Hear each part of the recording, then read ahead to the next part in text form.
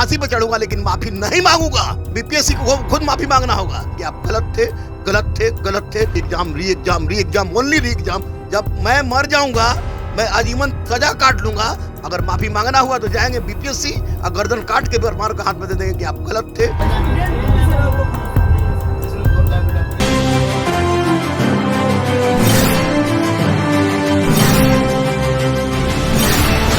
देखिए, बीपीएससी री एग्ज़ाम को लेकर के अभी गुरु रहमान सर जो है अपना हाथ काट लिए हैं कि री एग्ज़ाम होना चाहिए और खून से लिख दिए री एग्ज़ाम, री एग्ज़ाम।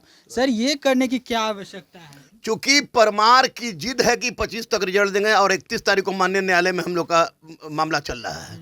70वीं बीपीएससी में बापू परीक्षा परिसर में गड़बड़ी हुई। दूसरी बात कि 6 तारीख को हम लोगों ने नॉर्मलाइजेशन के विरुद्ध आंदोलन आवाज़ उठाया और बोले कि नॉर्मलाइजेशन नहीं होगी। और जब दोबारा ये परीक्षा लिए हैं तो इसमें कह रहे हैं कि स्केलिंग मेथड होगा, तो बिल्कुल नॉर्मलाइजेशन हो गया। तो ऐसी परिस्थिति में उनको सुनाने के लिए बीपीएससी के अध्यक्ष और सचिव को सुनाने के लिए उसी तरह जैसे भगत सिंह बटुकेश्वर दत्त ने विधानसभा में बम फेंका था, असेंबली में बम फेंका था, वही सुनाने के लिए कि देखिए परमार, माफ़ी मांगने की तो दूर की बात है, ये शुरुआत है। अगर अभी भी आप नहीं सुधरे तो निश्चित रूप से इससे बड़ा कदम उठाएंगे। और बच्चों से अनुरोध करें कि बच्चे अपने बाप पर विश्वास करें, किसी तरह का कोई गलत कदम मत उठाएं।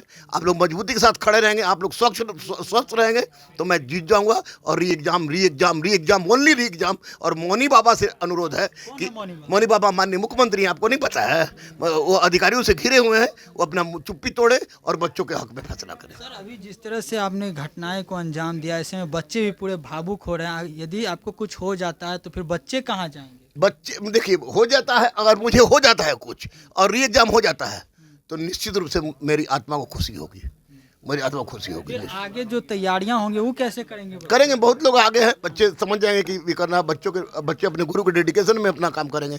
लेकिन मैं री एग्जाम, री एग्जाम से अतिरिक्त कुछ भी मुझे संभव नहीं है। बीपीएससी की ओर से सर नोटिस मिला था, आपको जवाब दिए? हर बात बीपीएससी नोटिस भेज के क्या करेगा? बीपीएससी को खुद माफी मांगना होगा। जब मैं मर जाऊंगा मैं आजीवन सजा काट लूंगा, मैं फांसी पर चढ़ूंगा लेकिन माफी नहीं मांगूंगा।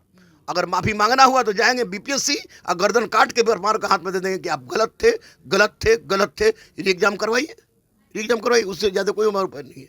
कई राजनीतिक लोग भी मुलाकात कर रहे थे अभ्यर्थियों से, वो आरोप लगा रहे कि शिक्षक लोग जो है अपना उल्लू सीधा कर रहे हैं। राजनीति लोग थूक लगा के शहीद मत हो। मैं राजनीति लोग का विरोध कर रहा था शुरू से ही। अगर वो लोग नहीं रहते तो री एग्जाम हो गया होता। तो इसलिए निश्चित रूप से हमको उस लोग से कोई मतलब नहीं है।